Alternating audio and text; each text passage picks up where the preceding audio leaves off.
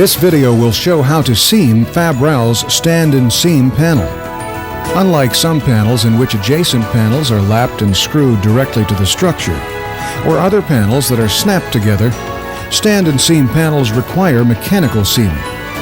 Seaming stand and seam panels joins adjacent panels together along their entire length with a double lock seam. Double lock means that two folds are made to complete the seam. While seaming does require additional tools and time, the results are worth it. Stand and seam panels are extremely strong in wind uplift and very weather-tight. It is virtually impossible for the seam to be broken by wind forces. In order to properly seam the stand and seam panels, the tools provided by Fabral must be used.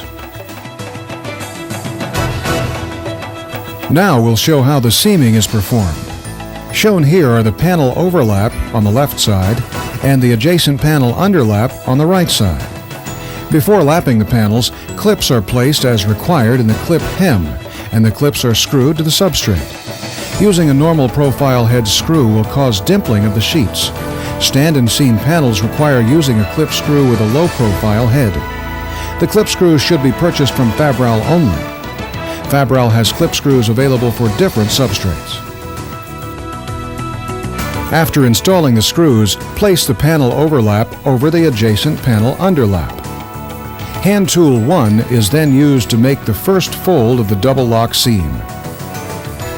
Place the tool over the overlap as shown. Then, rotate the handle to make the first fold. Do this several times without skipping any areas. Make sure the seam at the start of the panel is tight.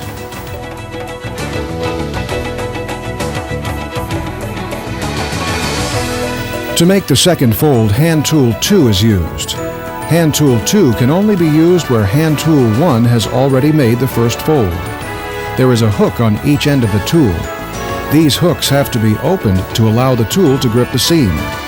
Rotate the small handle to open the hooks. After opening the hooks, place the tool on the seam and release the hooks so they engage the seam. Then rotate the large handle to make the second fold. On hand tool 2, there is a little step that protrudes from the end of each hook. This step allows the hook to engage part of the panel that has already had the second fold made. At the end of the panel, hand tool 2 will have to overhang the seam. It may be necessary to hold the overhanging end of the tool down with your foot. The hook that is on the panel will engage the finished seam. An entire roof can be seamed with the hand tools, but it would be very laborious and time-consuming. An electric power seamer can also be used to seam the panels. The power seamer essentially performs the same steps as the hand tools, but much faster and in a continuous manner. Let's take a look under the power seamer to see how it works. Notice that moving the side handle in the power seamer causes the wheels on one side to move in and out. This permits the seamer to be placed on the seam and then engaged on it. There are 4 pairs of wheels that bend the panel to form the seam. The wheels that move in and out are specially shaped to make the folds. The wheels on the other side support the seam. The first 2 pairs of wheels make the first fold, and the last 2 pairs of wheels make the second fold. Therefore, the seaming is done gradually as the seamer moves over the seam.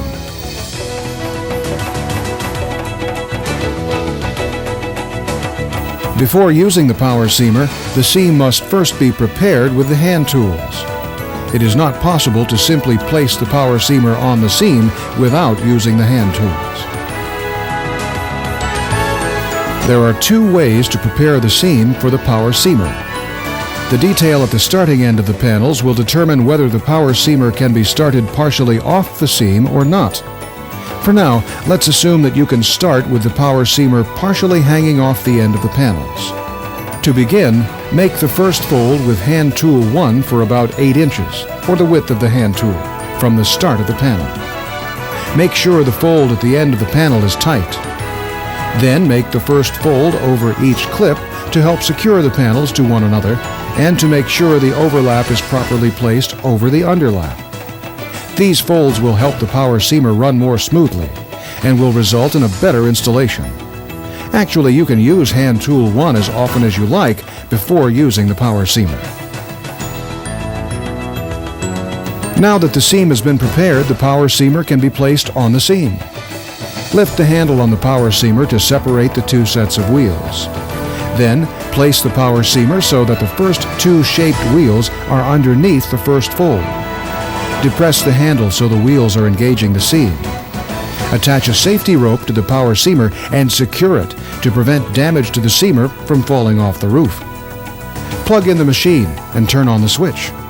The seamer will pull itself onto the panels and continue seaming the entire length until it reaches the end of the panel or until you turn it off.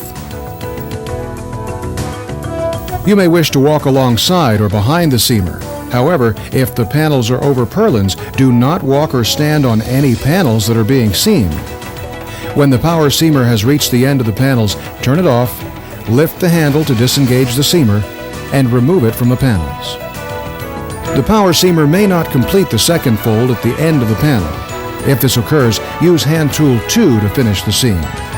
Notice the step on the hook. This step is used to catch under the finished seam to hold the tool down. As previously stated, one end of the tool will be hanging off of the end of the seam. You may have to use your foot to hold this end down when making the fold. As mentioned earlier, sometimes it isn't possible to start the power seamer so it is partially off the seam. Now we'll show how to prepare the seam and start the seamer for such a situation. Like the first seaming method, make the first fold with hand tool 1 at each clip. Then, make the first fold for the first 15 inches of the seam, or approximately 2 lengths of the hand tool. Then make the second fold with hand tool 2 for the first 6 inches of the seam. Rather than placing the power seamer partially off the panels, place the power seamer so that the middle of the seamer is at the transition between the first and second folds. This is very critical. With the power seamer handle up, get down at seam level and move the seamer into position. The second shaped wheel has to go under the first fold, while the third shaped wheel has to go over the second fold.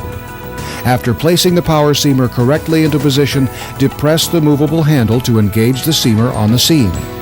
Attach a safety rope to the power seamer and secure it to prevent damage to the seamer from falling off the roof. Plug in the machine and turn it on. As mentioned earlier, if the panels are over purlins, do not stand or walk on the panels being seamed. It may be necessary to use hand tool 2 to complete the seam at the end of the panels. There is another method for placing the power seamer when both folds have been made at the beginning of the panel. Place the seamer so that the second and third stages are several inches ahead of the transition. Then slowly roll the seamer backward while watching the handle. When it is dropped to its lowest point, the seamer will stop rolling backward. Depress the handle and start the seamer as mentioned earlier. Now that you've been shown how to use the power seamer, there are some additional things to mention. The power seamer should always be run downhill, so gravity helps the power seamer move down the seam. Since the panels can be installed from left to right or from right to left, 2 different versions of power seamers are available. A left-hand machine for when the seam is on the left side of the webs, and a right-hand version for when the seam is on the right side of the webs. The type of machine required, left or right hand, is determined by which side of the webs seaming takes place when looking downhill. An easy way to check which seamer you have is to look in the direction that the seamer will travel and note the side that the movable handle is on. If the handle is on the left side of the machine, you have a left-hand machine.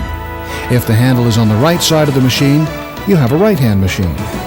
You will probably need only one machine, but it's important to note which one you need. For demonstration purposes, we've been using a right-handed power seamer in this program. Note that the left-handed machine looks somewhat different from the right-handed machine. Fabral seamers are made by 2 different manufacturers. While the seamers look different, they are basically the same, and these instructions apply to both types.